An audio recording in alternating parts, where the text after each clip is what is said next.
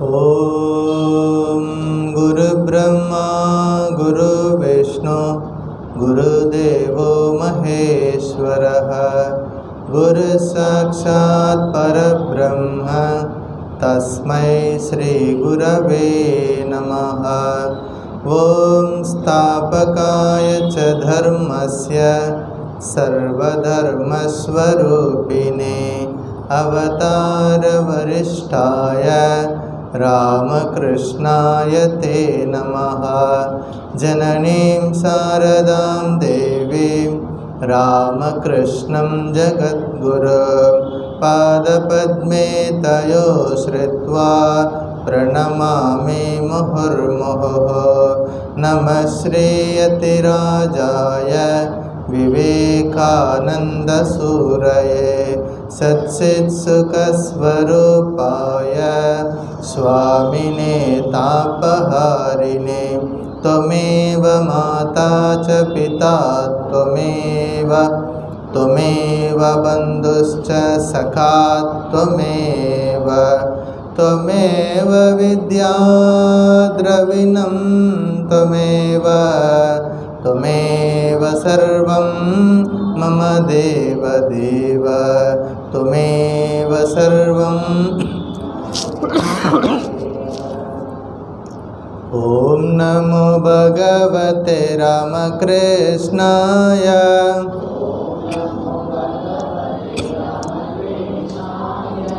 ओम नमो भगवते रामकृष्णाय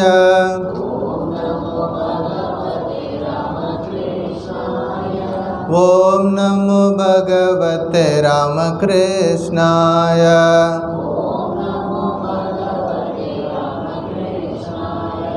ओम नमो भगवते रामकृष्णाय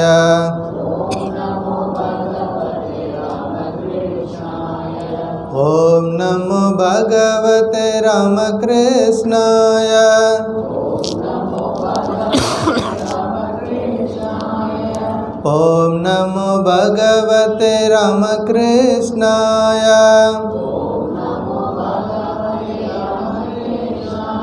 ओम नमो भगवते रामकृष्णाय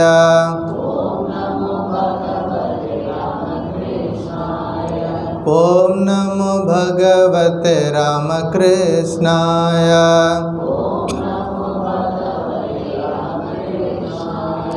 ओम नमो भगवते रामकृष्णाय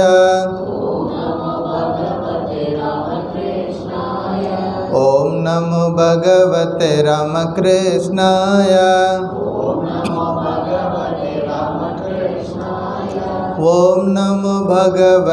रामकृष्णाय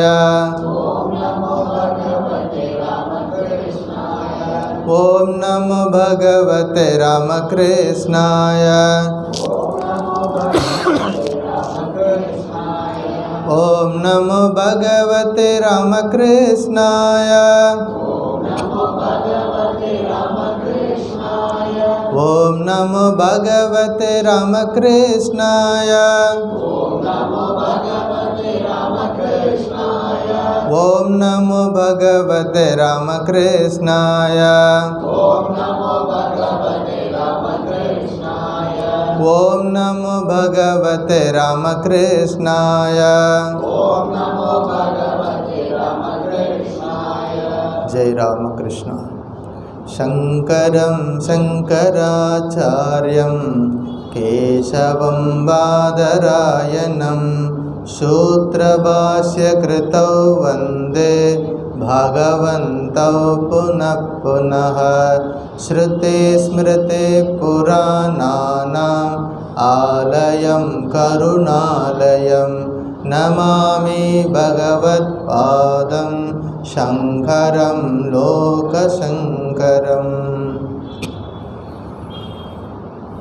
பகவான் ஸ்ரீ ராமகிருஷ்ணரின் பரிபூர்ணமான திருவருளால் ஆதிசங்கரர் இயற்றிய சாதன பஞ்சகம் என்ற ஒரு புனிதமான ஒரு நூலை தொடர்ந்து படித்து கொண்டு வருகிறோம். வேதோ நித்யமதீயதாம்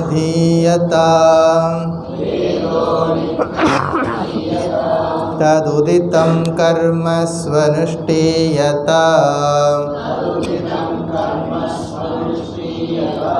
तेनेशस्य विधीयताम् अपचितिः।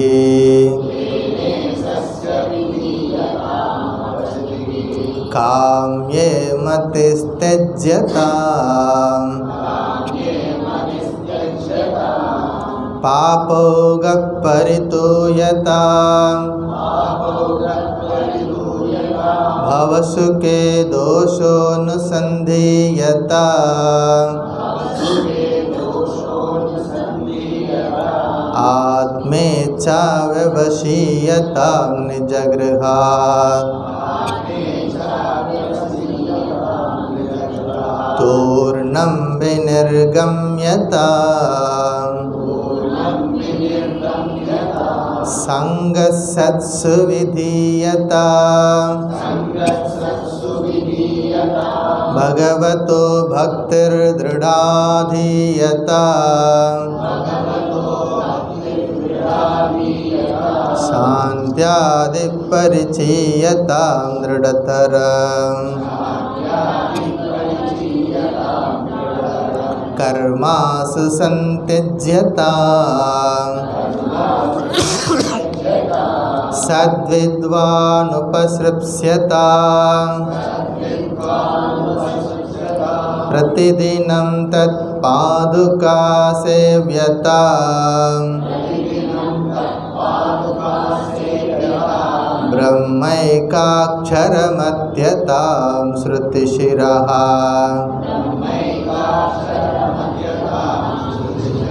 वाक्यं समाकर्ण्यताम् वाक्यार्थश्च विचार्यताम् श्रुतिशिरपक्षः समाश्रीयताम्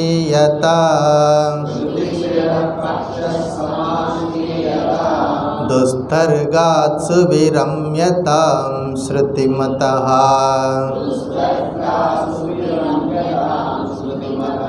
तर्कोऽनुसन्धीयताम् ब्रह्मास्मीति विभाव्यताम् अहरः गर्वपरित्यज्यताम् देहेऽहं मतिरुज्यतां बुधजनैः बाधपरित्यज्यताम्। ஆச்சாரியர் இந்த 5 ஸ்லோகங்களிலே நமக்கு வாழ்க்கைக்கு, ஆன்மீக வாழ்க்கைக்கு தேவையான 40 உபதேசங்களை கொடுக்கிறார். அதில் நாம் இருக்கிறது 3வது ஸ்லோகத்தில் 3வது வரி. வேதங்களை, அதாவது புனித நூல்களை நாள்தோறும் படிக்க வேண்டும். வேதோ நித்தியம் அதீயதாம். அதில் சொல்லப்பட்டுள்ள கர்மங்களை நன்றாக செய்ய வேண்டும். ஏனோ தானோன்னு செய்யாமல் நன்றாக செய்யணும், உணர்ந்து செய்யணும், முழு ஈடுபாட்டோடு செய்யணும், ஃபுல் எஃபெக்டிவாக செய்யணும். எந்த காரியம் பண்ணாலும், வீட்டு வேலை செஞ்சாலும், எந்த வேலை பண்ணாலும் அதை முழு ஈடுபாட்டோட கவனத்தோடு செய்யணும். இதெல்லாம் இருக்குது. கடவுளுக்கு செய்யும் பூஜையாக அந்த வேலையை நம்ம செய்யணும். பலனை விரும்பி செய்கின்ற காரியங்களில் இருக்கக்கூடிய புத்தியை விட்டுடணும். எதுக்கும் ஆசைப்பட்டு எந்த ஒரு காரியத்தையும் செய்யக்கூடாது. மன தூய்மைக்காகவும் விருப்பு வெறுப்பு இல்லாமலும் எல்லா காரியங்களையும் செய்யணும். இந்த உலக இன்பங்களில் இருக்கக்கூடிய குறைபாடுகளை இடைவிடாமல் எண்ணி பார்க்க வேண்டும். இன்பங்களில் ஒரு குறைகள் எப்போதும் இருக்கிறது அப்படிங்கிறத மனதில் எப்போதும் ஞாபகம் வச்சுக்கணும். ஆத்மாவை அறிந்து கொள்ளும் ஆர்வத்தை நன்றாக வளர்த்து கொள்ள வேண்டும்.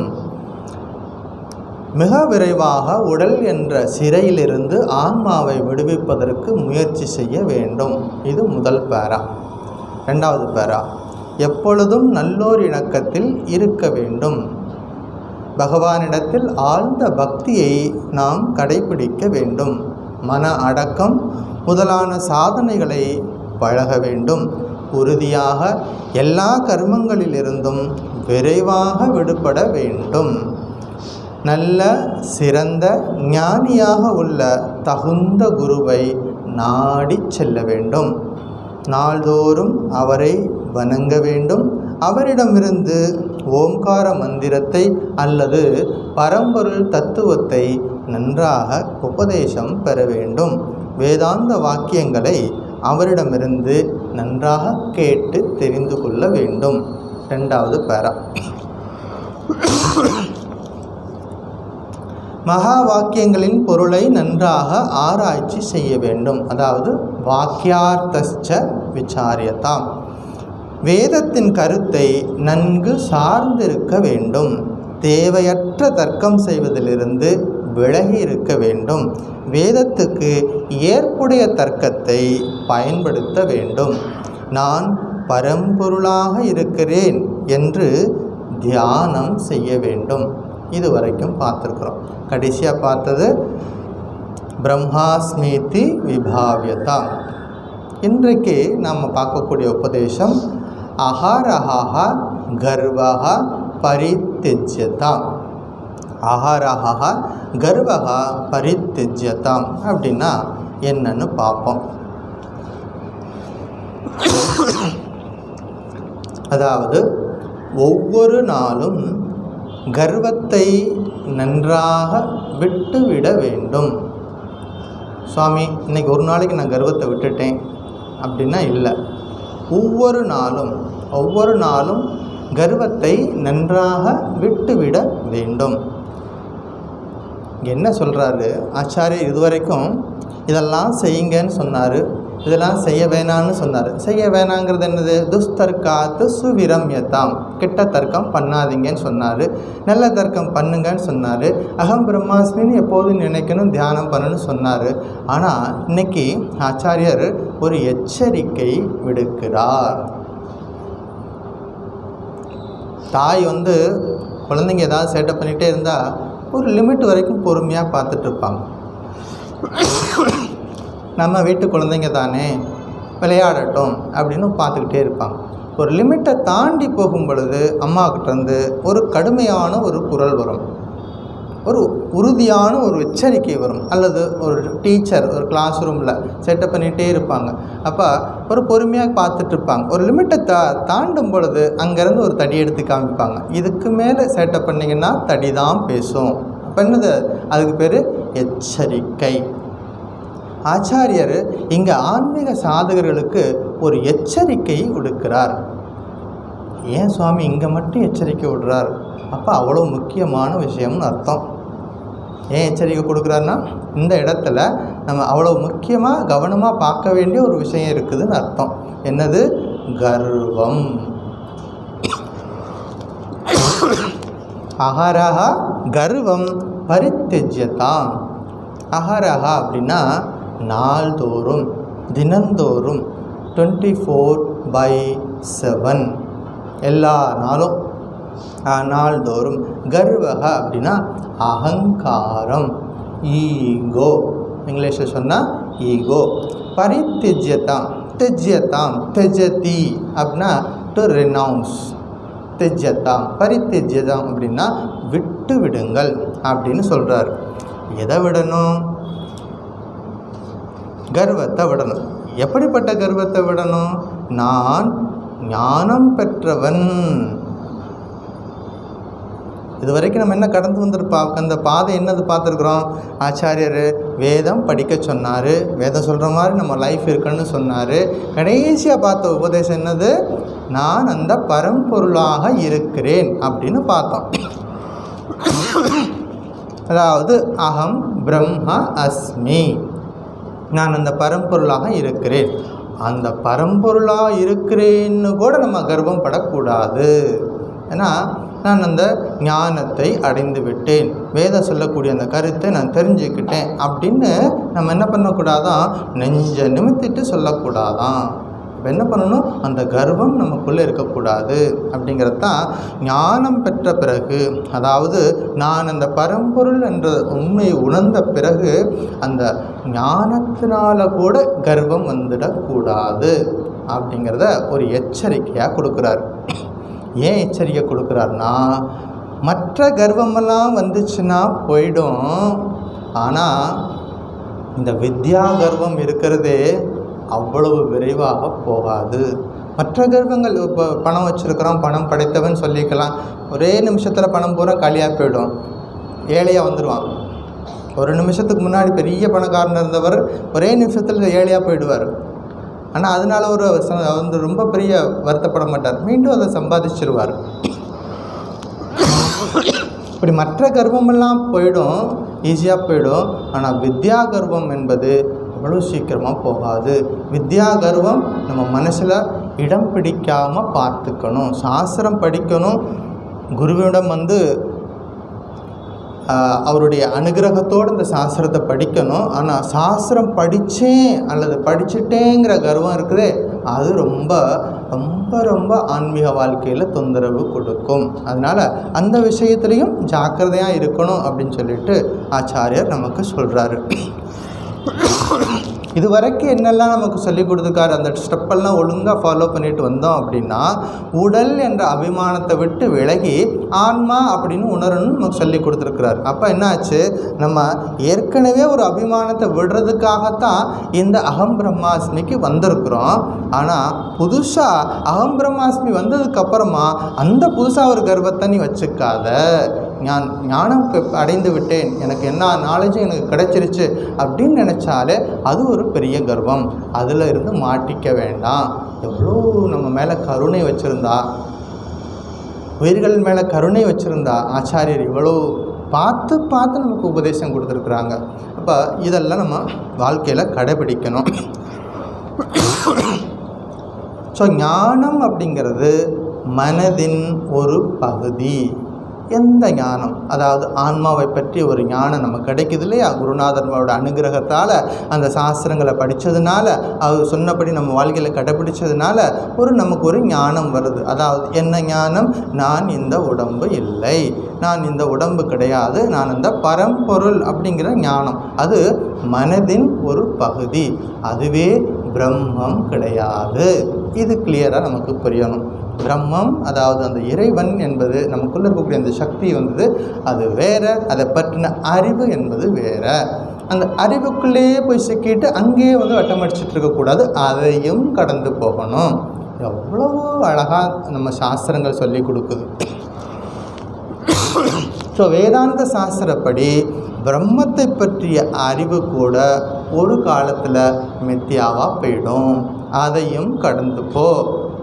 அதையும் கடந்து போனால் அங்கே என்ன இருக்குது அப்படின்னு யாரும் வந்து சொல்ல முடியாது. அது ஒரு நிலை. ஒரு இடத்துல பெரிய காம்பவுண்டு இருந்துச்சு, ஃப்ரெண்ட்ஸ் எல்லாம் போனாங்க. ஒருத்தன் சொன்னான், அந்த காம்பவுண்டுக்குள்ளே என்ன இருக்குதுன்னு தெரியலையே, எட்டி பார்க்கலாமா அப்படின்னு மேலே ரொம்ப சிரமப்பட்டு அந்த காம்பவுண்டை ஏறி எட்டி பார்த்தான். மேலே ஏறினான், ரொம்ப ஆச்சரியமாக இருந்துச்சு. அந்த பக்கம் குதிச்சிட்டான், திரும்பி வரவே இல்லை.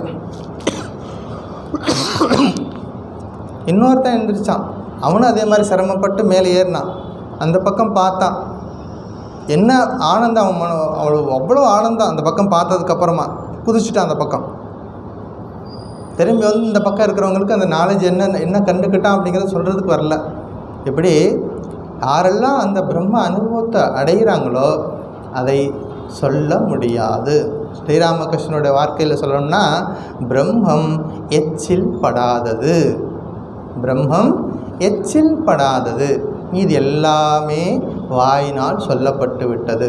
ராமாயணம், மகாபாரதம், வேதங்கள், இதிகாசங்கள், உபனிஷதங்கள், ஆத்மபோதம், என்னென்ன இருக்கோ இதெல்லாம் நம்ம வந்து யாராவது ஒரு ரிஷி நமக்கு இதை சொல்லிட்டார். இதெல்லாம் புக் ஃபார்மாக கூட இப்போ வந்துடுச்சு, நிறைய புஸ்தகமாக வந்துருச்சு, இந்த அறிவெல்லாம் வந்துருச்சு. ஆனால் அந்த கடவுள் நானும் அந்த பரம்பரையும் ஒன்று அப்படிங்கிற அனுபவம் அப்படிங்கிறது அது வேறு, அது வேறு. அதை யாரும் வந்து சொல்லவும் முடியாது. ஸ்ரீராமகிருஷ்ணர் இந்த உயிர்கள் மேலே உள்ள கருணையால் பல முறை அவர் முயற்சி பண்ணுறார். நீங்கள் ஸ்ரீராமகிருஷ்ணருடைய அமுதமொழிகளை நல்லா ஆழ்ந்து படிக்க ஆரம்பிச்சிங்கன்னா இதெல்லாம் அங்கே புரியும். பல முறை அவர் முயற்சி பண்ணுறார், எப்படியாவது இந்த அனுபவத்தை சொல்லிடலான்னு முயற்சி பண்ணுறார், அது முடியல. அப்போ சொல்லுவார், அன்னை காளி என் கழுத்தை வந்து கெட்டியாக பிடிச்சிக்கிட்டா அப்படிமா அவரோட லாங்குவேஜில் சொல்கிறார். என் அன்னை காளி என்ன பண்ணுறா, என் கழுத்தை வந்து கெட்டியாக பிடிச்சிட்டா, அதுக்கு மேலே பேச விடலை அப்படிங்கிற அந்த அனுபவம் என்பது அவரவர் வாழ்க்கையில் சாதனைகளில் உயர்ந்து போகும் பொழுது இந்த அனுபவம் என்பது அவரவருக்கு கிடைக்கும் அப்படின்னு நம்ம புரிஞ்சுக்கணும். ஸோ இந்த பிரம்மத்தை பற்றிய ஞானம் வேணும். ஞானம் இருந்தால் தான் என்னன்னு நம்ம அதை அடைய முடியும். அந்த ஞானத்தினால கூட கர்வம் வந்துடக்கூடாது அப்படிங்கிறத ரொம்ப ரொம்ப ஞாபகமாக வச்சுக்கணும். அதாவது நான் வேதாந்தம் படித்து விட்டேன், நான் வந்து சாதன பஞ்சகம் படித்து விட்டேன் அப்படின்னா அப்படி தானே சொல்லுவான். இந்த கிளாஸ் முடித்ததுக்கப்புறம் என்ன சொல்லுவான், சாதன பஞ்சகம் கம்ப்ளீட்டட் அப்படின்னா. என்ன கம்ப்ளீட் பண்ணியிருக்கிறோம், இன்டலெக்சுவலாக கொஞ்சம் புரிஞ்சுக்கிட்டோம். சாதன பஞ்சகம் ஆச்சாரியர் என்ன சொல்கிறாரு, என்னென்ன 40 விஷயங்களை சொல்கிறாருன்னு சொல்லிட்டு இன்டலெக்சுவலாக புரிஞ்சுக்கிட்டோமே தவிர அனுபவம் என்பது இன்னும் கொஞ்சம் அதிகமான தூரம் இன்னும் ட்ராவல் பண்ணணும். கேட்ட விஷயங்களை உணரணும் அப்படின்னா இன்னும் அதிகமான தொலைவு நம்முடைய சாதனைகளை அதிகமாக செய்யணும் அப்படின்னு அர்த்தம். அப்போ திருநெல்வேலி அல்வா அப்படின்னு ரொம்ப எளிமையாக இப்போ புரிகிற மாதிரி, திருநெல்வேலி அல்வா அப்படின்னா திருநெல்வேலி அல்வா பற்றி கேட்டால் அது ஒரு மாதிரி இருக்கும். அல்வாவை வந்து எப்படி வந்து புரிய வைக்கிறது, அது எப்படி இருக்கும் அப்படின்னா அதை யார் வாங்கி அதை சாப்பிட்ருக்குறாங்களோ அப்போ தான் அவங்களுக்கு தான் அது வந்து அதோட உண்மையான டேஸ்ட் என்னன்னு தெரியும். அது மாதிரி பிரம்ம அனுபவம் என்பது completely different from what we heard from the scriptures. அதெல்லாம் அது ஒரு பக்கம் இருக்குது, நாலேஜெல்லாம் இருக்குது, ஆனால் அனுபவம் அப்படிங்கிறது கம்ப்ளீட்லி டிஃப்ரென்ஸ். அப்போ என்ன பண்ணணும், இதையும் கடந்து போ. சாஸ்திரம் படிக்கிறோம், அதையும் ஒரு நாள் கடந்து போகணும். அங்கே கம்ப்ளீட்டாக மர்ஜ் ஆகிடுறோம். அந்த ஆழ்ந்த அனுபவத்தில் நம்ம வந்து அதில் நம்ம தன்னை இழக்கிறது அப்படிங்கிற ஒரு நிலை, அந்த நிலைக்கு போகணும். அதாவது இதிலே ஸ்டெக்னட் ஆகி நின்றுடக்கூடாது. நான் இதை படிச்சிருக்கிறேன், அந்த சாஸ்திரம் படிச்சிருக்கேன், இந்த சாஸ்திரம் படிச்சிருக்கேன், எவ்வளோ நாளைக்கு சொல்லிக்கிட்டே இருக்கிறது, இதையும் கடந்து போகணும். அதாவது நான் ஞானி அப்படின்னு ஒரு எண்ணமும் இருக்கக்கூடாது. எது ஞானி, ஞானத்தை பெற்றவன். எந்த ஞானம், ஆத்ம ஞானத்தை பெற்றவன். அந்த ஞானி அப்படிங்கிற எண்ணமும் கூட இருக்கக்கூடாது அப்படிங்கிறத சொல்கிறாரு. அதாவது ஒரு சாதகன் அந்த ஆணவத்தை, அதாவது அந்த தவறான நம்பிக்கையை வெளிப்போடு தவிர்க்க வேண்டும். இது ரொம்ப முக்கியமானது. வெளிப்போடு இருக்கணும். ஆன்மீக வாழ்க்கையில் எப்பொழுதும் ஜாக்கிரதையாக இருக்கணும். எப்பொழுதுமே நம்ம ஜாக்கிரதையாக இருக்கணும். ஆன்மீக வாழ்க்கையில் வெளிப்போடு சில விஷயங்களை பார்த்து தவிர்க்க பழகி கொள்ள வேண்டும். சின்னதாக ஒரு குட்டி கதை சொல்கிறேன். ஒரு இடத்துல ஒரு குருகுலம் இருந்துச்சு. அங்கே குருநாதர்கிட்ட சில மாணவர்கள் படிச்சிட்ருக்காங்க. குருகுலத்தில் ரெகுலராக அவர்களுக்கு ஒரு ரொட்டீன் இருக்கும். அதிகாலை நேரத்தில் எழுந்துக்கிறதுலேருந்து ஆரம்பித்து இரவு தூங்க போகிறது வரைக்கும் ஒவ்வொரு மணி நேரத்திற்கும் ஒரு ரொட்டீன் இருக்கும். இதை செய்யணும் அப்படிங்கிறது ரொட்டீன் இருக்கும். அழகாக அதெல்லாம் சொல்லி கொடுப்பாங்க. அப்போ ஆச்சாரியர், அந்த குருநாதர் அந்த மாணவர்களுக்கு தேவைப்படும் போது சாஸ்திர கல்வியெல்லாம் சொல்லி கொடுக்குறார். ரொம்ப சந்தோஷமாக மாணவர்கள்லாம் படிச்சுக்கிட்டே இருக்கிறாங்க. ஒரு நாள் கவனிக்கிறார், ஒரு மாணவனிடத்தில் ஒரு மாறுதல் இருக்கிறத கவனிக்கிறார். அவர் என்ன பண்ணுறார், அந்த மாணவன் நினச்சிக்கிறான், மற்ற எல்லாரையும் விட நான் தான் அதிகம் படித்தவன். இங்கே இருக்கக்கூடிய குருகுலத்தில் இருக்கிற மற்றவங்களை விட நான் தான் அதிகம் படித்தவன், நான் தான் குருநாதருக்கு ரொம்ப பிரியமானவன். என்னாச்சு, ஒரு அட்டாச்மெண்ட் வந்துருச்சு. நான் வந்து குருநாதருக்கு ரொம்ப பிரியமானவன். இந்த ஈகோ வந்துட்டதுனால அவர் என்னாச்சு, அந்த சாஸ்திரம் படிக்கிறதுல கவனமெல்லாம் குறைஞ்சி போய் என்னாச்சு, அவருடைய கவனமெல்லாம் மற்றவர்கள் மீது குறை கண்டுபிடிக்க ஆரம்பித்தார். இதுதான் நடக்கும். நம்முடைய குறிக்கோள் சரியாக இல்லைன்னா மனம் டீவியேட் ஆகும். இப்போ என்ன பண்ணுறார், மற்றவர்கள் மீது இருக்கக்கூடிய சின்ன சின்ன குறைகள்லாம் பார்த்து குருநாதர்கிட்ட போய் அப்பப்போ சொல்லுவார், இவர் சரியில்லை, அவர் சரியில்லை, இவர் இதை செய்கிறார், இப்படி ஏதாவது சொல்லிக்கிட்டே இருப்பார். இந்த குருநாதர் கவனித்தார், இந்த தம்பிக்கு நம்ம ஒரு சரியான ஒரு தீர்வை கொடுக்கணும். இவர் ஆன்மீக சாதனையில் இவருக்கு ஒரு மிகப்பெரிய தடை இருக்கிறது, அந்த தடையை நீக்கணும். இதுதான் புரிஞ்சுக்கிட்டார். சரியான நேரம் வரட்டுன்னு காத்திருந்தார். ஒரு நாள் அந்த குறிப்பிட்ட அந்த சீடரை கூப்பிட்டுட்டு ஒரு வேலை கொடுத்தார். ஏன்னா நான் ஒரு வேலை சொன்னால் செய்வியா? செய்வேன் சுவாமி அப்படின்னார். சரி, அதாவது எனக்கு தெரிஞ்ச ஒரு நபர், ரொம்ப க்ளோஸ் ஃப்ரெண்டு, இன்றைக்கி காலையில் இறந்து போயிட்டார். என்ன ஆயிட்டார்? இறந்து போயிட்டார். நீ என்ன பண்ணுற, நம்ம ஊர்லேயே ஒரு கடைசியில் அங்கே ஒரு கார்பெண்டர் ஒர்க் ஷாப் இருக்கிறது, அங்கே போயிட்டு நீ என்ன பண்ணுற, அவருக்கு ஒரு சவப்பெட்டி செய்யணும், நீ போயிட்டு அது ஆர்டர் கொடுத்துட்டு வா அப்படின்னார். என்ன செய்யணும்? சவப்பெட்டி செய்யணும். அப்புறம் சொல்லிவிட்டு கடைசியாக சொன்னார், இது ஒன்றால் தான் முடியும் அப்படின்னு ஒரு வார்த்தையை சேர்த்து போட்டார். இவனுக்கு ரொம்ப சந்தோஷம். இதனால் வரைக்கும் அப்படி தான் நினச்சிட்ருக்கிறான், நான் தான் இந்த குருகுலத்திலேயே ரொம்ப பெரிய பெரிய பெரிய படித்தவன் நான் தான், எல்லாத்துக்கும் பிரியமானவன் நான் தான், அப்படிலாம் நினச்சிட்டு இருந்தனால இப்போ குருநாதர் வேறு சொல்லிட்டார், இது ஒன்றால் தான் முடியும் அப்படின்னு சொன்னோன்னே ரொம்ப அவருக்கு சந்தோஷம் வந்துடுச்சு. நேராக போனார். போகிறதுக்கு முன்னாடி சொன்னார் குருநாதர், என்ன போய் சொல்லணும்னு தெரியுமா? அதாவது அந்த இறந்து போனவர் நல்லா படித்தவர், நிறைய படித்தவர், நிறைய பெரிய பெரிய அவார்டெல்லாம் வாங்கியிருக்காரு, இதெல்லாம் அவருக்கு சொல்லணும், சவப்பெட்டி செய்கிறவர்கிட்ட இந்த விஷயங்கள்லாம் நீ சொல்லிடணும் அப்படின்னு சொன்னார். சரின்னு சொல்லிட்டு நேராக போனார். எங்கே போனார்? சவப்பெட்டி செய்கிற அந்த கார்பெண்டரி ஒர்க் ஷாப்புக்கு போகிறார். அங்கே போயிட்டு, அதாவது நான் ஆசிரமத்திலேருந்து வர்றேன், எங்கள் குருநாதர் எனக்கு ஒரு வேலை கொடுத்துருக்கார், அதாவது நீங்கள் ஒரு சவப்பெட்டி செய்யணும் அப்படின்னு சொன்னார். அவர் உடனே என்ன பண்ணார், நோட்டு பேப்பர் பேனா எடுத்துக்கிட்டு உட்காந்தார். தம்பி உட்காருங்க, சொல்லுங்கள், எத்தனை அடி நீளம், எத்தனை அடி ஆகலாம், எவ்வளோ நீளம், எவ்வளோ ஆகலாம்? அவன் பார்த்தான், என்ன மேலைங்களே பார்த்துட்டே இருக்கிறான். உங்களுக்கு தெரியாத அவரை பற்றி, அவர் நிறைய படித்தவருங்க. யார்? இறந்து போனவர். அவர் நிறைய படித்தவர், நிறையா சாஸ்திரங்களை கரைச்சி குடித்தவர், அப்புறம் பெரிய பெரிய அவார்டெல்லாம் வாங்கியிருக்காரு அப்படின்னு சொன்னார். அந்த கார்பெண்டர் சொன்னார், தம்பி அதெல்லாம் இருக்கட்டும், அதெல்லாம் ஒரு பக்கம் இருக்கட்டும், இப்போ எனக்கு நீங்கள் என்ன சொல்லணும் அப்படின்னா சைஸு சொல்லணும். என்ன சொல்லணும்? சைஸ். நீளம் எவ்வளவு, அகலம் எவ்வளவு, இதைத்தான் நீங்கள் சொல்லணும். இந்த தம்பி என்ன பண்ணுறாரு மறுபடியும், இல்லை அவரை பற்றி உங்களுக்கு தெரியாது, அவர் ரொம்ப படித்தவர், நிறையா படித்தவர், ஞானம் பெற்றவர், பெரிய பெரிய அவார்டெல்லாம் வாங்கியிருக்காரு அப்படின்னாரு. இப்போ அந்த சவப்பெட்டி செய்கிறவருக்கு கோபம் வந்துருச்சு. அவர் கோபம் வந்துருச்சு. ஏண்டா முட்டாள், நான் என்ன கேட்டுட்ருக்கேன், நீ என்ன பதில் சொல்லிகிட்ருக்க? நீ எங்கே வந்திருக்கிற?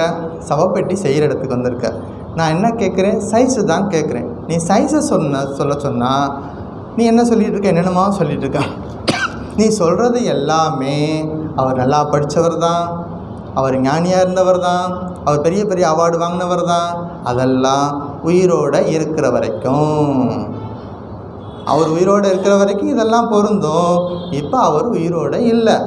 எனக்கு தேவை, எனக்கு பொறுத்த வரைக்கும் அவர் டெட் பாடி, எனக்கு தேவை அளவு அப்படின்னு சொன்னார். வாழ்க்கையில் முதல் முறையாக அந்த சீடனுக்கு தலையில் சம்மட்டி எடுத்து அடித்த மாதிரி இருந்துச்சு. இதனால் வரைக்கும் நான் நிறையா படிச்சிருக்கேன், சாஸ்திரம் படிச்சிருக்கேன் அப்படின்னு நினச்சிட்டு இருந்தவருக்கு இப்போ தான் முதல் முறையாக சம்மட்டி எடுத்து தலையில் அடித்த மாதிரி இருந்துச்சு. என்னென்னா, வாழ்க்கையில் நம்ம சாதிக்கிறது எல்லாமே இந்த உடம்பில் உயிரோடு இருக்கிற வரைக்கும் தான் நம்ம சொல்லிக்கலாம். நான் அதை சாதித்தேன், இதை சாதித்தேன், நான் அப்படிப்பட்டவன், நான் இப்படிப்பட்டவன் எல்லாம் சொல்லிக்கலாம். ஒன்ஸ் இந்த உடம்பு விட்டு உயிர் பிரிஞ்சிருச்சுன்னா அதுக்கப்புறமா இதுக்கு எந்த மரியாதையும் இல்லை. அதனால் இதெல்லாம் கேட்கணும். கதையெல்லாம் கேட்டதுக்கப்புறமா அதனால் அது முக்கியமானது. அதனால் உடம்புல உயிரோடு இருக்கும் பொழுதே மற்றவர்களிடம் பணிவாக நடந்துக்கணும். இவ்வளோதான் விஷயம். மற்றவர்களிடம் பணிவாக நடந்துக்கணும், கர்வம் கூடாது. அந்த பர்டிகுலர் சீடனுக்கு என்ன இருந்தது? நான் நிறைய படித்தவன் அப்படிங்கிற கர்வம் இருந்துச்சு. குருநாதர் சரியான நேரத்தில் சரியான இடத்துக்கு அனுப்பி நேரடியாக அவரே சொல்லாமல் இப்படி மற்றவங்க மூலமாகவும் சில நேரங்களில் சொல்ல வேண்டி வரும். பல நேரங்களில் வீடுகளில் சிலருக்கு புத்திமதி சொல்லும்போது நேரடியாக சொன்னால் அவங்க அதை சரியாக எடுத்துக்க மாட்டாங்க, அல்லது வேறு மாதிரி கூட எடுத்துக்கிறதுக்கு வாய்ப்பு இருக்குது. சில நேரங்களில் தேவைப்படும் பொழுது நம்முடைய சாஸ்திரம் என்ன அனுமதிக்குது, மற்றவர்கள் மூலமாக அல்லது ஒரு நிகழ்ச்சி மூலமாக நமக்கு பாடம் கிடைக்கும். இப்படி அந்த குருநாதர் அந்த சீடனுக்குள்ளே இருந்த அந்த அகந்தையை அழித்தார் அப்படின்னு பார்க்குறோம். இப்போ என்ன சாஸ்திரம் சொல்லுது? நமக்கு குருநாதர் என்ன சொல்லி கொடுக்குறாரு? அஹரஹா கர்வஹா பரித்யஜ்யதா. தினந்தோறும் கர்வத்தை என்ன பண்ணும், நம்ம வாழ்க்கையில் எச்சரிக்கையாக இருந்து அதை நன்றாக விட்டுவிட வேண்டும். அதாவது தினந்தோறும், ரொம்ப முக்கியமான வேர்டு அதுதான், அஹரஹா, தினந்தோறும். எப்பொழுதும் ஞாபகத்தில் வச்சுக்கணும். இந்த ஞாபகத்தில் வைக்க வேண்டிய விஷயங்கள் எதெல்லாம் செய்யக்கூடாதோ அது ஞாபகம் வச்சுக்கிட்டு வாழ்க்கையில் ஜாக்கிரதையாக இருக்கணும். ஒரு அரசன் இருந்தான். அந்த அரசன் எப்போவாவது அவனுக்கு ஒரு சந்தேகம் வந்துச்சு அப்படின்னா குதிரை எடுத்துகிட்டு காட்டுக்கு போயிடுவான். அங்கே ஒரு காட்டில் ஒரு முனிவர் இருக்கார். அவர் எப்போதும் தவத்தில் தியானம் பண்ணிகிட்டே இருப்பார். அவர்கிட்ட போய் உட்காந்துக்குவான். இவனுக்கு என்னெல்லாம் சந்தேகம் இருக்கிறதோ அதெல்லாம் கேட்பான். அவரும் பொறுமையாக பதில் சொல்லுவார். பல நேரங்களில் அவனுடைய எல்லா கேள்விகளுக்கும் பதில் சொல்லி அவனுக்கு சரியான வழிகாட்டுதலை கொடுப்பார். அதனால் அவனுக்கு ரொம்ப பிரியம். எப்போவாவது அவனுக்கு சஞ்சலம் வரும் பொழுது, தேவைப்படும் பொழுதெல்லாம் காட்டுக்கு போயிட்டு அந்த முனிவரை சந்திக்கிறது அவனுக்கு ஒரு வழக்கமாக இருந்துச்சு. ஒரு நாள் போகிறான். அந்த முனிவர் தியானத்தில் இருக்கிறார். அவர் கண் விழித்து வரட்டும் சொல்லிட்டு அமைதியாக உட்காந்துருக்கிறான். கண் விழிச்சார். அவன் கேள்வி கேட்டான். என்ன கேட்டான்? என் மனசில் சந்தோஷமே இல்லை. யார் சொல்கிறது? ராஜா. எல்லா கஜானாவுக்கு அவர் தான் பொறுப்பு. அவ்வளோ பெரிய ராஜ்யத்துக்கு கட்டி ஆளக்கூடிய ராஜாவுக்கு என்ன இல்லாமல் போச்சு?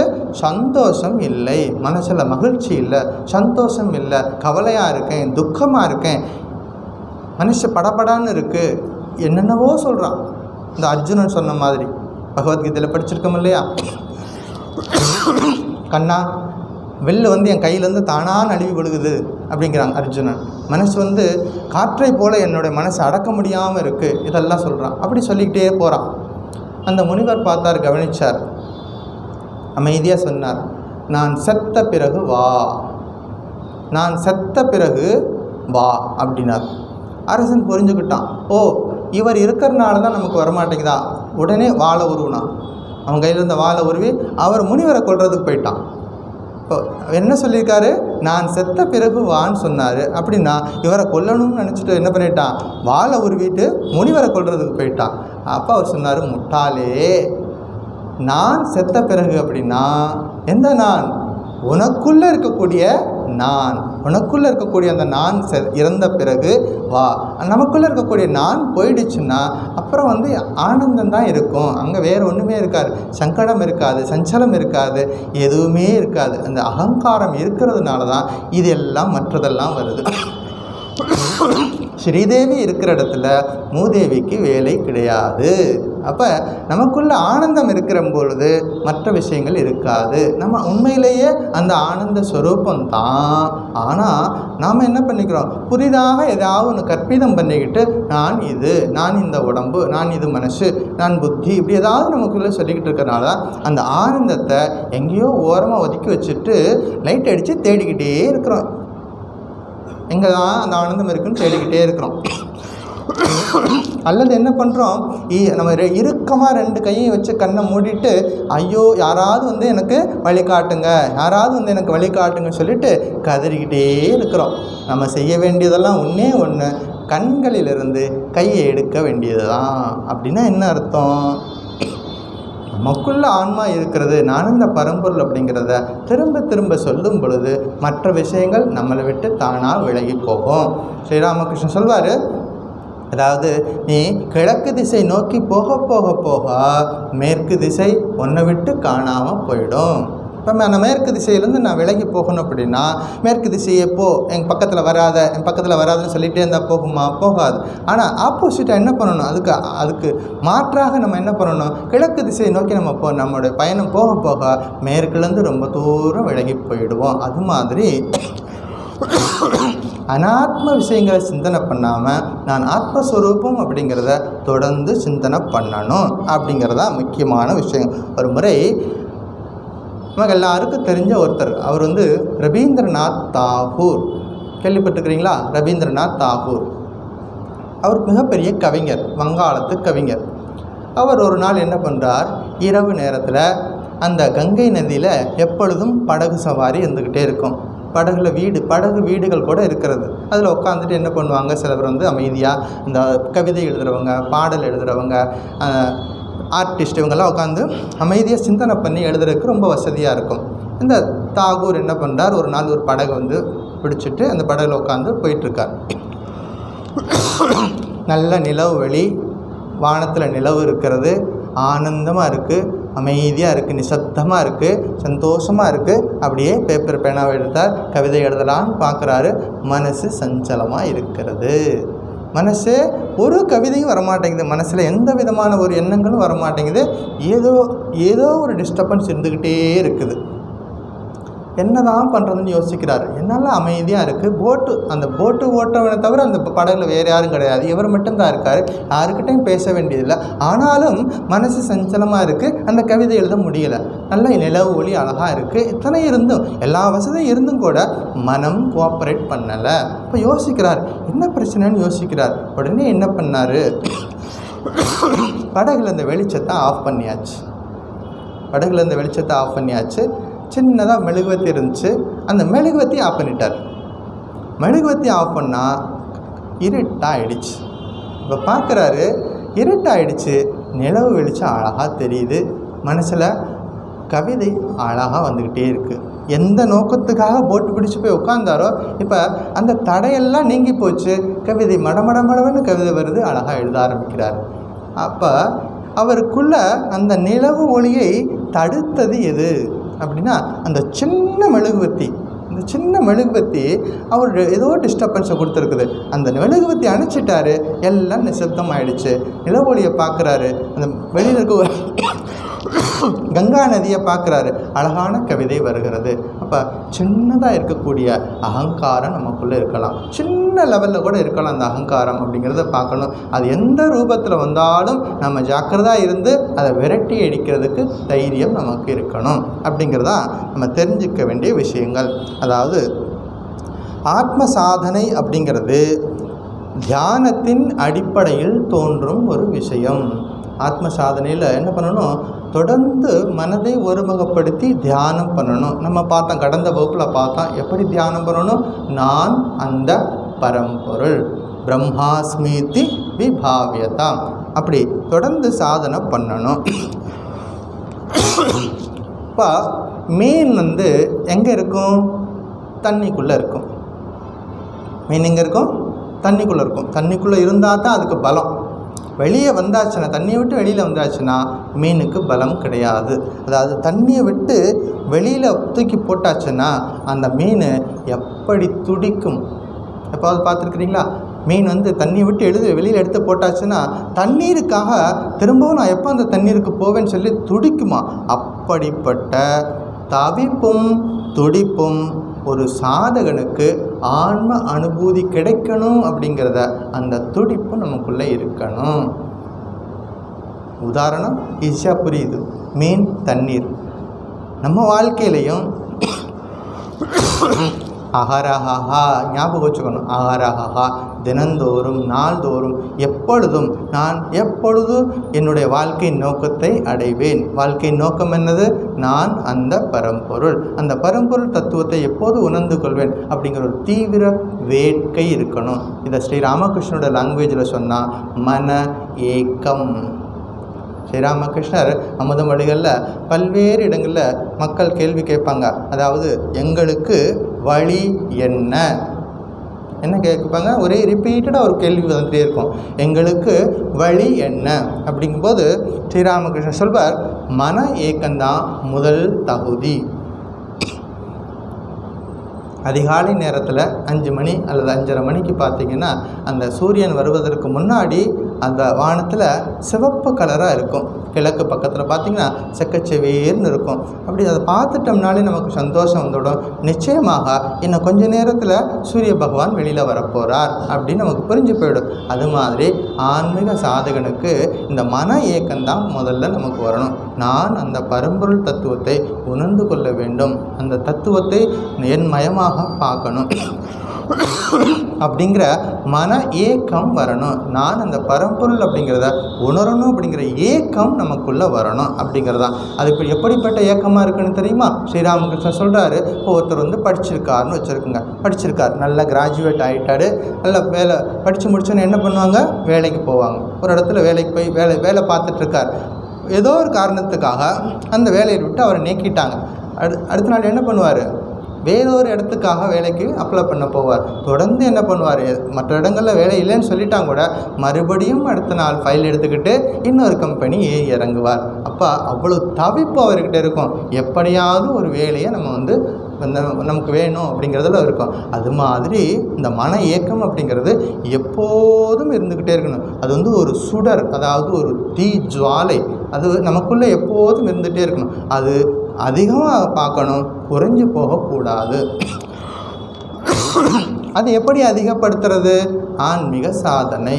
இதுக்கு நான் சுவாமி, நான் தான் எங்கள் குருநாதர் மூலமாக நமக்கு தீட்சை கிடச்சிருச்சு, மந்திர தீட்சை கிடச்சிருச்சு அப்படின்னா எல்லாமே நடந்துடுமா அப்படின்னா, அது குருநாதர் நமக்கு வழியை காட்டியிருக்கிறார்.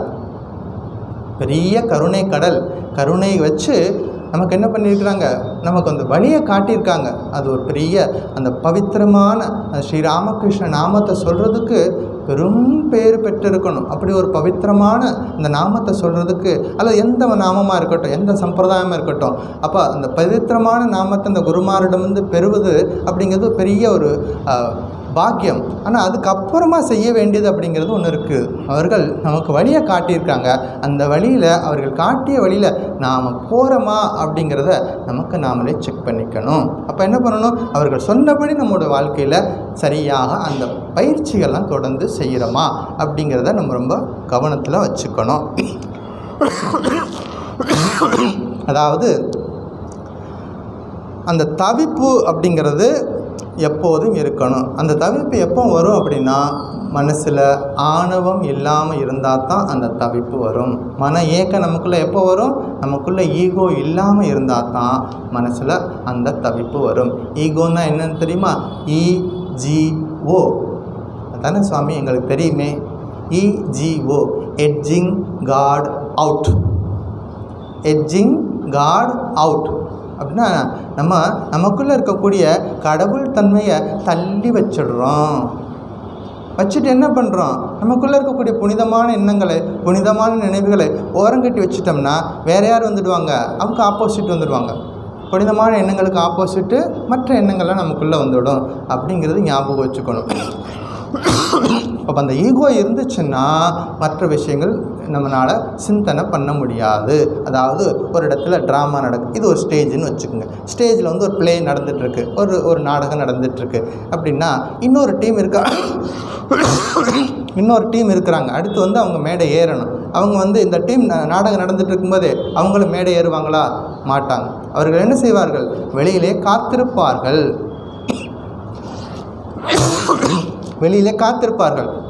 இவங்க எப்போ இவங்க பிளேயெல்லாம் முடிச்சுட்டு கீழே இறங்குறாங்களோ, இறங்கின உடனே அடுத்தவங்க மேலே ஏறிடுவாங்க. அது மாதிரி நம்ம என்ன பண்ணணும்? எப்பொழுதும் நல்ல எண்ணங்களில் நம்ம இருந்துக்கணும், நல்ல எண்ணங்கள் இருக்கணும், நல்ல செயல்கள் செய்யணும், நல்லோர் இணக்கத்தில் இருக்கணும். சத் சங்கத்சு விதீயதா. அப்போ இதெல்லாம் ஆச்சாரியர் நமக்கு ஏன் சொல்லிக் கொடுத்துருக்கா? முன்னாடியே சொல்லிக் கொடுத்துட்டார் இதெல்லாம்.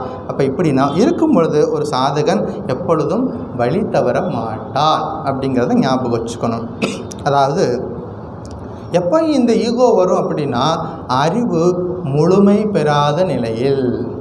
எப்போ இந்த ஈகோ வரும் அப்படின்னா, அறிவு முழுமை பெறாத நிலையில் தான் மற்றவர்களை நாம் குறைத்து மதிப்பிடுவோம். இது ஞாபகம் வச்சுக்கணும். எப்போவாவது நமக்கு நம்மளே செக் பண்ணி பார்க்கணும். நான் எல்லோரையும் சமமாக பார்க்கிறேனா? எல்லோரிடமும் அன்பாக இருக்கிறேனா, நமக்கு நாமளே செக் பண்ணி பார்க்கலாம். அப்போ எப்போவாவது நம்ம மற்றவர்களை பற்றி குறைத்து மதிப்பிடுகிறோம் என்றால் அங்கே என்ன அப்படி விஷயம் என்ன இருக்குது அப்படின்னா, முழுமையான ஞானம் பெறும் பொழுது அந்த எண்ணங்கள் வராது. முழுமை இல்லாமல் இருக்கும் பொழுது தான் மற்றவர்களை பற்றி குறைத்து மதிப்பிட தோன்றும். ஒரு கதை பார்க்கலாம். ஒரு கதை இருக்குது. அதாவது நாராயணா அப்படின்னு ஒரு மகரிஷி சொல்லிக்கிட்டே இருப்பார். யார் அவர்? நாரத மகரிஷி. நாராயணா நாராயணா அப்படின்னு சொல்லிகிட்டே இருப்பார். அவர் கையில் ஒரு வீணை வச்சுருப்பார். அந்த வீணைக்கு என்ன பேர்? அவர் கையில் வச்சுருக்க வீணைக்கு பேர் மகத்தி. ஞாபகம் வச்சுக்கணும். அவர் கையில் வச்சுருக்க வீணைக்கு பேர் மகத்தி. அப்போ தேவலோகத்தில் இன்னொருத்தர் இருந்தார். அவர் பேர் தும்புருன்னு பேர். அந்த தும்புரு என்ன பண்ணுவார்? அவரும் பெரிய இசை கலைஞர். அவர் கையிலேயும் ஒரு வீணை இருந்துச்சு. அவரும் பெரிய இசை கலைஞராக இருக்கிறார். ஒரு நாள் என்னாச்சு, இந்த 2 பேருக்கு இடையில் காம்படிஷன் வந்துடுச்சு.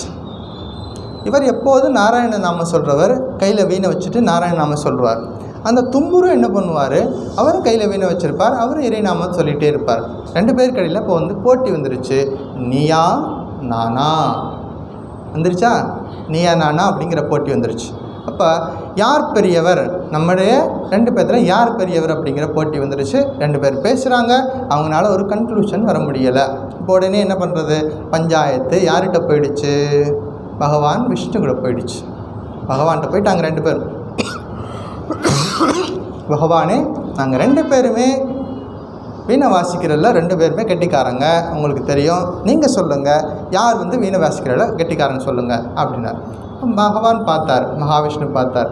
நீங்கள் 2 பேருமே நல்லா வாசிப்பீங்களே, எனக்கு நல்லாவே தெரியுமே அப்படின்னு சொல்லிட்டு, இருந்தாலும் இந்த விஷயத்துலலாம் எனக்கு அவ்வளோ பெரிய அனுபவம் கிடையாது, நீ வேணால் ஒன்று செய்ய, இந்த ஆஞ்சநேயர் இருக்கான்ல, யார் அவர்? ஆஞ்சநேயரை போய் பாருங்கள், அவர் உங்களுக்கு சரி பண்ணி கொடுப்பார். இப்போ கூட பெருமாள் என்ன பண்ணுறாரு? உட்கார வச்சு, உங்கள்கிட்ட தான் பிரச்சனை இருக்குன்னு யார்கிட்டையும் சொல்லாமல் வேறு ஒருத்தர் மூலமாக ஒரு படிப்பினையை கொடுக்க போகிறார். நீங்கள் போய் ஆஞ்சநேயரை போய் பாருங்கள், அவர் இதெல்லாம் சரி பண்ணி கொடுப்பார். 2 பேரும் வேணையை எடுத்துகிட்டு எங்கே போகிறாங்க? ஆஞ்சநேயரை பார்க்க போகிறாங்க. ஆஞ்சநேயர் ஒரு மேலே ஒரு காட்டில் போய் உட்காந்துரு, அமைதியாக உட்காந்து பாறை மேலே உட்காந்து என்ன சொல்லிகிட்டு இருக்காரு? ஸ்ரீராம் ஜெயராம் ஜெய் ஜெயராம், ஸ்ரீராம் ஜெயராம் ஜெய் ஜெயராம் சொல்லிட்டு ராமநாமம் சொல்லிக்கிட்டு இருக்கார். 2 பேர் போனாங்க, வேணியோடு போனாங்க, வணங்கி நின்னாங்க.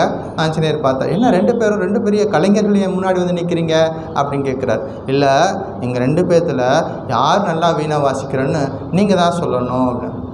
அப்போ ஆஞ்சநேயர் அதான் சொல்கிறாரு, எனக்கு நல்லா தெரியும் நாரதரே, நீங்களும் நல்லா வாசிப்பீங்க, தும்புரு நீங்களும் நல்லா வாசிப்பீங்க, 2 பேரும் நல்லா தானே வாசிப்பீங்க அப்படின்னு சொல்கிறார். இல்லை, நீங்கள் சொல்லணும்,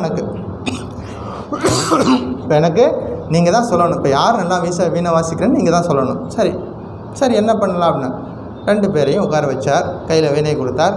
முதல்ல தும்புரு வாசிக்க ஆரம்பித்தார். வீணையை மீட்டினார். வீணையை நல்லா மனமுன்றி அந்த வீணையை வாசிக்கிட்டே இருக்கார். வாசிக்கிட்டே இருக்கும் பொழுது பெரிய மாற்றம் நடக்குது. வானத்தில் பறந்து போன பறவை அப்படியே நின்றுடுச்சு.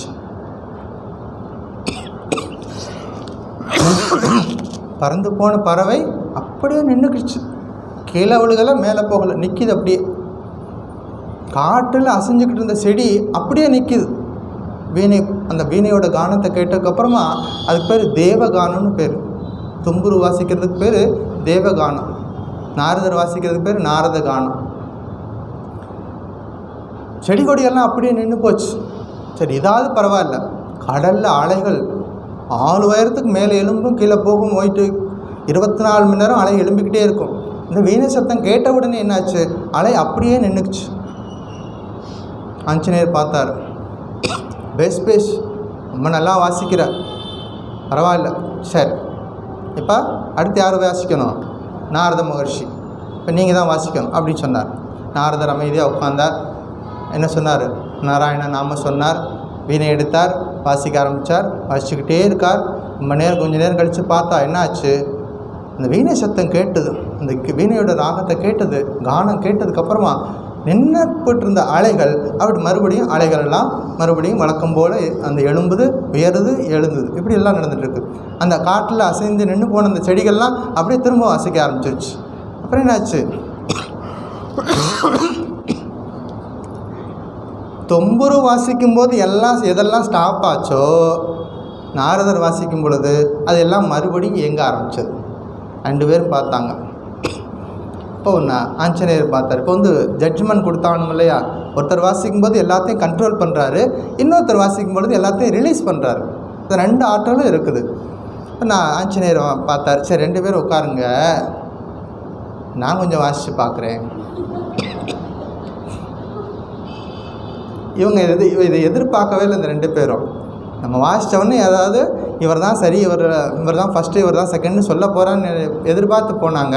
ஆனால் அங்கே வேறு மாதிரி முடிவு வருது. நீங்கள் 2 பேரும் உட்காந்துருங்க, நான் வாசிக்கிறேன்னு சொல்லிட்டு ஆஞ்சநேயர் என்ன பண்ணுறார், அந்த வீணை எடுத்து வாசிக்க ஆரம்பித்தார். ராம் ராம் சொல்லிட்டு அந்த வீணையை வாசிச்சுக்கிட்டே இருக்கார். ரொம்ப நேரம் ஆச்சு. எல்லா உயிரினங்களும் அங்கே அமைதியாக உட்காந்து அந்த கானத்தை கேட்டுக்கிட்டே இருக்குது. எல்லா உயிரினங்களும் அப்படின்னா எல்லா தேவர்களும் அங்கே வந்துட்டாங்க. எந்த பெருமாள் இவர்கிட்ட அனுப்பி வச்சாரோ அந்த பெருமாள் முதல் ஆளாக அங்கே உட்காந்துருக்கிறார்.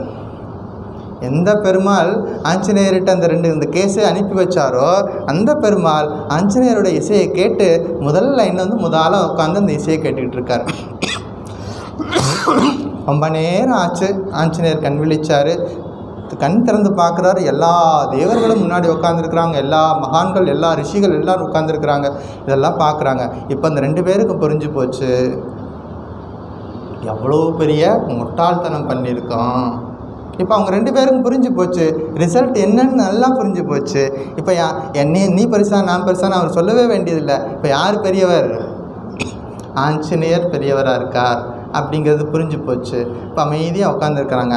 ஆஞ்சநேயர் இவங்கெல்லாம் பார்த்தோன்னே அந்த பாறை என்ன பிரச்சனைன்னா, ஆஞ்சநேயர் வாசிக்கும் பொழுது அந்த பாறையே உருகி போகுது அப்படிங்கிறத பார்க்குறோம். எந்த கடினமான பாறையாக இருக்கிறதோ அந்த பாறையே உருகி போகுது அப்படிங்கிறத பார்க்குறோம். அமைதியாக எழுந்து வெளியே வர்றாரு.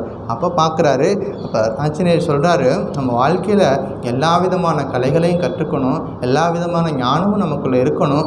ஆனால் எனக்கு எல்லாம் தெரியும் அப்படிங்கிற ஒரு ஈகோ மட்டும் இருக்கக்கூடாது, அதுதான் மிகப்பெரிய தடை அப்படின்னு சொல்லிட்டு 2 பேருக்கும் அறிவுரை வழங்கி அனுப்பி வைக்கிறார். இது கதை. இப்போ நம்ம டாபிக் வருவோம். ஆஹரஹ கர்வஹ பரித்யஜ்யதா.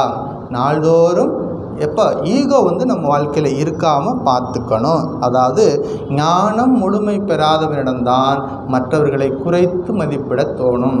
இப்போ ஆஞ்சநேயர் நாரத மகரிஷிக்கும் தும்புருவுக்கும் என்ன பிரச்சனை இருந்தது, நான் பெரியவன் அப்படின்னு எப்போ வருதோ அப்போ அங்கே முழுமை என்பது இல்லை. அப்போ அதையும் கடந்து போகணும். நம்மளோட வாழ்க்கையில் இந்த ஈகோ எங்கேருந்து வரும் தெரியாது, எப்படி வரும் தெரியாது. ஆனால் அதையும் நம்ம ஜாக்கிரதையாக இருந்து அதுலேருந்து விலகி இருக்க பார்க்கணும். இதை ஸ்ரீ ராமகிருஷ்ணர் இதை எளிமையாக சொல்வார். இது ஒரு அரச மரம். வீடுகளில் பார்த்தீங்கன்னா மேலே எங்கேயாவது ஒரு சின்ன கேப் இருக்கும், மலை பில்டிங்கில் ஒரு சின்ன கேப் இருக்கும். இந்த பறவைகள் எங்கேயாவது போய் ஒரு விதையை சாப்பிட்டு அங்கே விதையை போட்டு போயிடும். அடுத்த நாள் பார்த்தா மழை பெஞ்சுன்னு ஒரு அரச மரம் முளைச்சி நிற்கும். வீட்டுக்காரர் போய் பார்ப்பார், அப்படியே போயிட்டு வெட்டி விட்டு வந்துடுவார். நம்ம வெட்டிட்டோம் ரொம்ப சந்தோஷமாக போயிருப்பார். அடுத்த நாள் காலையில் போய் பார்ப்பார், டைன்னு 2 இலை போட்டிருக்காங்க, 2 இலை விட்டு நெடிய நிற்கும். நான் இன்னும் உயிரோடு இருக்கிறேன் அப்படின்னு காமிக்கிறது. அதை அழிக்கவே முடியாது.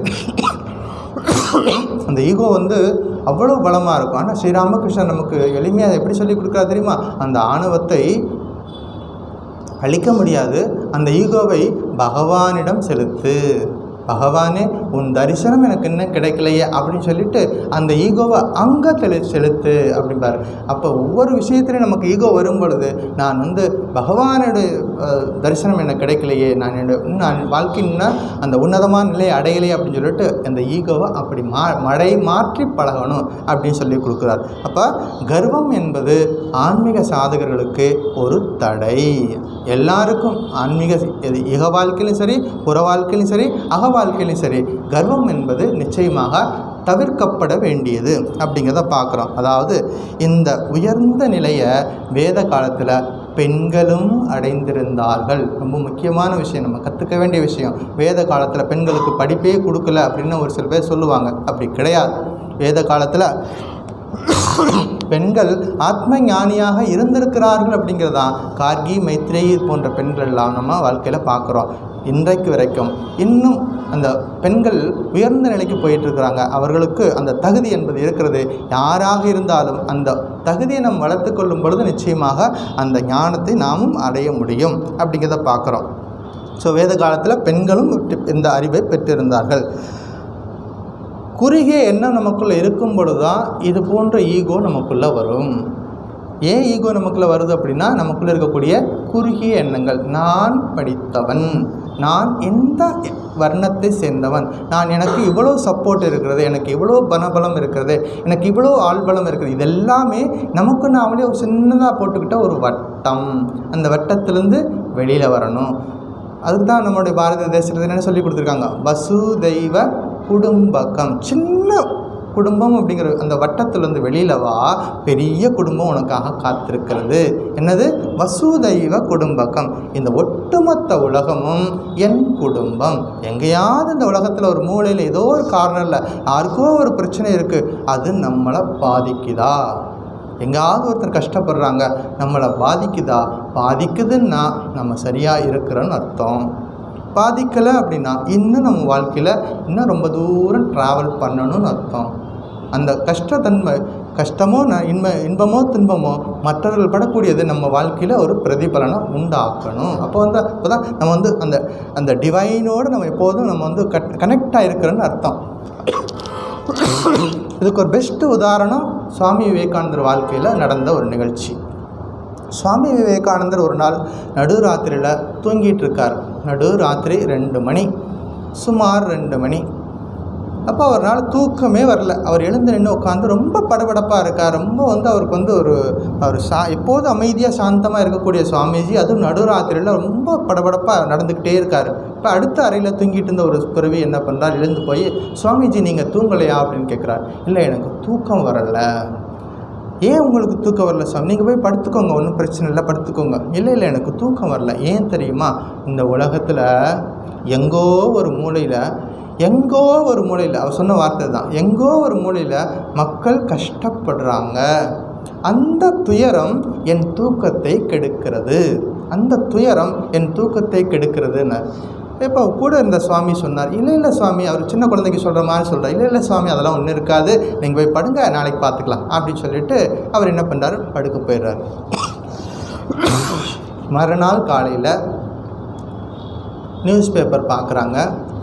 முந்தின நாள் இரவு எந்த நேரத்தில் சுவாமிஜி எழுந்து நின்று பதட்டமாக இருந்தாரோ, எந்த நேரத்தில் சுவாமிஜி கவலையாக இருந்தாரோ, அந்த நேரத்தில், அந்த நொடியில், அந்த நிமிடத்தில் பசிபிக் கடலில், அதாவது பசிபிக் கடல் இங்கேருந்து ஒரு 10,000 கிலோமீட்டருக்கு அந்த பக்கம் ஏதோ ஒரு இடத்துல மிகப்பெரிய ஒரு எரிமலை வெடிச்சிருக்கு.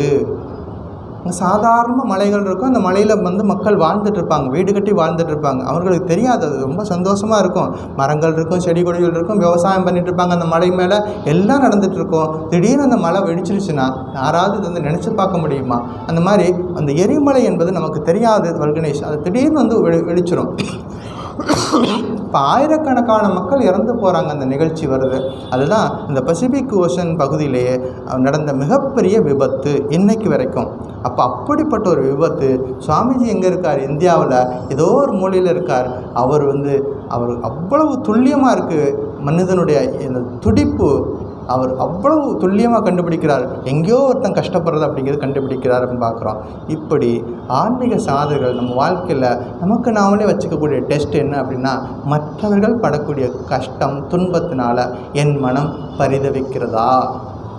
அப்படி சரியாக இருந்துச்சு அப்படின்னா நம்ம சரியான பாதையில் போகிறோம். இல்லை, நான் மட்டும் நல்லா இருக்கேன், என் குழந்தைகள் நல்லா இருக்கும், என் சொந்தக்காரங்க நல்லா இருப்பாங்க அப்படின்னு நமக்கு நாமளே வச்சுட்ருக்கோமா, அல்லது மற்றவர்களை பற்றி நம்ம கொஞ்சம் சிந்தனை பண்ணுறோமான்னு பார்க்கணும். அப்படி இருந்துச்சுன்னா நம்ம ஆன்மீக சாதனை சரியாக இருக்கிறது. அப்போ கர்வம் இல்லாமல் நம்ம வாழ்க்கை இருக்கும். ஸோ யார் மற்றவங்களை வீழ்த்தி நான் மேலே வரணும் அப்படின்னா, குறுகிய எண்ணம் இருக்கிறவங்களுக்கு தான் அந்த புத்தியே வரும். விஷாலமான மனசு இருக்கிறவங்களுக்கு நானும் நல்லா இருக்கேன், அவனும் நல்லா இருக்கட்டும், இந்த உலகத்தில் அவனுக்கும் உரிமை இருக்கிறது, அவர்களுக்கும் உரிமை இருக்கிறது, அவர்களும் நல்லா இருக்கட்டும் அப்படின்னு சொல்லிட்டு விஷாலமான எண்ணம் இருக்கிறவங்க அப்படி செய்வாங்க.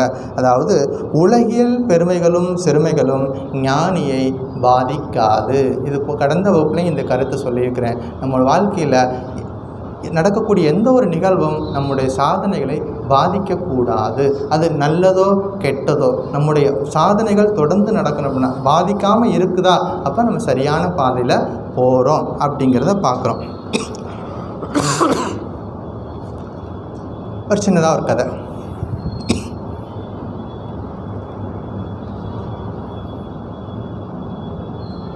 மூணு நிமிஷம்தான் இருக்குது.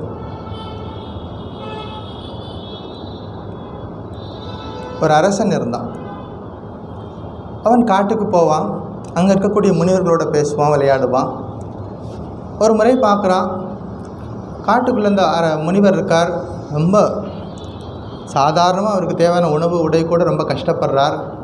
காட்டுக்குள்ளே யாராவது ஒருத்தர் எப்போவாவது போவாங்க, அவங்க போய் கொடுத்தா தான் உணவு கொடுத்தா தான் உண்டு, இல்லைன்னா அவர் அங்கே இருக்கக்கூடிய பழங்களை தான் சாப்பிட்டுட்டு இருக்கணும். இதை கவனிக்கிறான். அவனுக்கு ஒரு எண்ணம் வந்துருச்சு, இவன் இந்த முனிவரை எப்படியாவது நம்ம அரண்மனை கூட்டிகிட்டு போயிட்டு நல்லா உணவு கொடுத்து நல்லா அவருக்கு பார்த்துக்கணும் அப்படின்னு ஒரு ஆசை வந்துருச்சு. சரி, முனிவர்கிட்ட போய் சொன்னான். தயக்கத்தோடு போய் சொல்கிறான். இதை போய் சொன்னால் அவர் ஒத்துக்குவாரான்னு தெரியல, இருந்தாலும் கேட்டு பார்ப்போம் அப்படின்னு சொல்லிட்டு,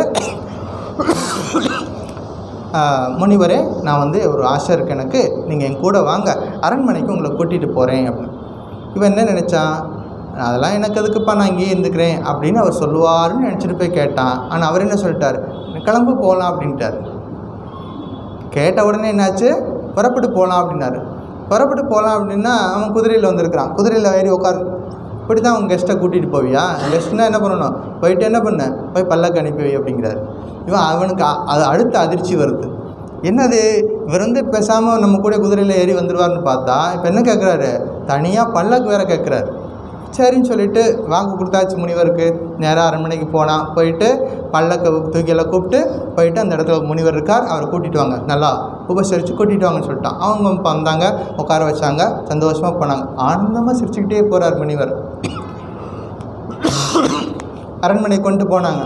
அவன் அங்கே போனதுக்கப்புறம் என்னாச்சு, அவன் நினச்சான் அவர் முனிவர் காட்டில் இருந்தவர், ரொம்ப சிம்பிளாக இருப்பார், அவர் பாட்டு எங்கேயாவது உட்காந்து இந்த அரண்மனையில் ஏதாவது மரத்தடியில் உட்காந்து தியானம் பண்ணிகிட்டே இருப்பார் அப்படின்னு நினச்சிட்டு இருந்தான். அங்கே போனதுக்கப்புறம் என்ன கேட்குறாரு, என்னது இங்கேருந்து கூட்டிகிட்டு வந்திருக்கிற அரண்மனைக்கு ஒன்றுமே கொடுக்கல, எனக்கு நல்ல ட்ரெஸ் எல்லாம் கொண்டுட்டு வா அப்படின்னு சொல்கிறார்.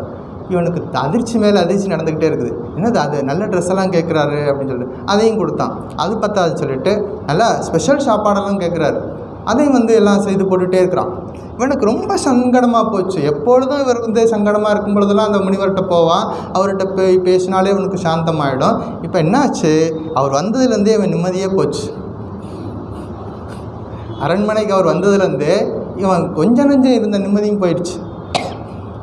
அவர் தேடி போய் காட்டுக்குள்ளே போய் அவருடைய அறிவுரையை கேட்ட அந்த அரசன் இன்றைக்கி அவரிடத்துல வந்திருக்கிறான், அவரோட அரண்மனையிலே தங்கியிருக்கிறான். ஒரு நாளும் போய் அவர்கிட்ட போயிட்டு அவருக்கு எந்த ஒரு கேள்வியும் கேட்கல. அவரை பார்த்தாலே என்ன பண்ணுறான், விலைக்கு போயிட்டுருக்கான். ரொம்ப நாள் ஆச்சு. அவனுக்கு ஒவ்வொரு முறையும் அவர் கேட்குறதெல்லாம் செஞ்சுக்கிட்டு இருக்கான். அவரும் ரொம்ப சந்தோஷமாக இருக்கிறாரு.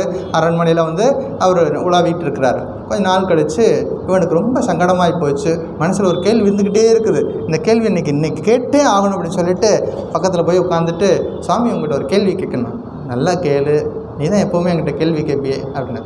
இல்லை, இப்போ நான் ராஜாவா இல்லை நீங்கள் ராஜாவா? இந்த அரண்மனை என்னுடையது, இந்த சொத்து சுகமெல்லாம் என்னுடையது. நீங்கள் காட்டில் இருந்தீங்க, உங்களை நான் தான் கூட்டிகிட்டு வந்தேன். நீங்கள் சந்தோஷமாக இருக்கிறீங்க, ஆனந்தமாக இருக்கிறீங்க. எனக்கு எல்லா சொத்துக்கும் அதிபதி நான் தான். என் மனசில் சந்தோஷம் இல்லையே, என் மனசில் மகிழ்ச்சி இல்லாமல் இருக்குது. நான் ராஜாவா நீங்கள் ராஜாவான்னு கேட்டார். ஏன் சுவாமி இதெல்லாம் நடக்குது அப்படின்னு. அப்போ அவர் சொன்னார், அப்படியா, நீ கேட்ட கேள்வி கரெக்டு தான், நான் ஒரு பதில் சொல்கிறேன். அப்போ ஒன்று செய், நாளை காலையில் என் கூட புறப்படும், வா போகலாம் அப்படின்னார். சரி, சுவாமி எங்கேயாவது கூட்டிகிட்டு போய் தனியாக போய் உட்கார வச்சு ஏதாவது சொல்லுவார், ரகசியம் சொல்லுவார்னு நினச்சிட்டு அவர் கூட புறப்பட்டு போனான். போய்கிட்டே இருக்கிறான். அந்த நாட்டினுடைய எல்லை வந்துச்சு. எல்லை வந்தவுடனே வாப்பெல்லாம் காட்டுக்குள்ளே போகலாம், வா போகலாம் அப்படின்னார்.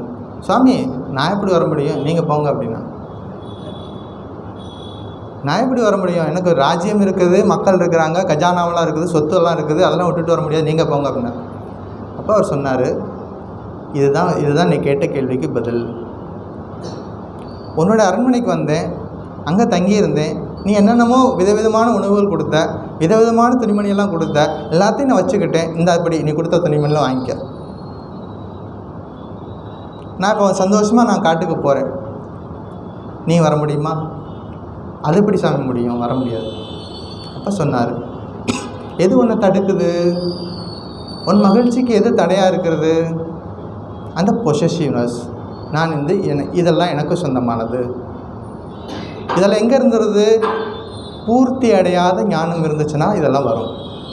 ஞானம் முழுமை பெறலைன்னா இது என்னுடையது.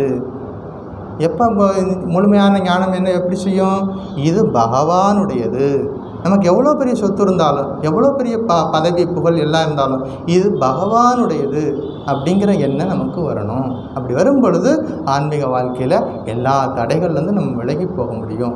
ஸோ இது ரொம்ப முக்கியமான விஷயம். அதனால தான் இவ்வளோ நேரம் எடுத்து இந்த கதையை சொல்லியிருக்கிறேன். ஆனால் அதனால தான் ஆச்சாரியர் இந்த இடத்துல எச்சரிக்கைன்னே சொல்கிறாரு. ஆன்மீக வாழ்க்கையில் இந்த கர்வம் என்பது ரொம்ப ரொம்ப ஜாக்கிரதையாக இருந்து சரியான நேரத்தில் சரியான விதத்தில் அதுலேருந்து நம்ம விலகி போகணும் அப்படிங்கிறத சொல்கிறார்.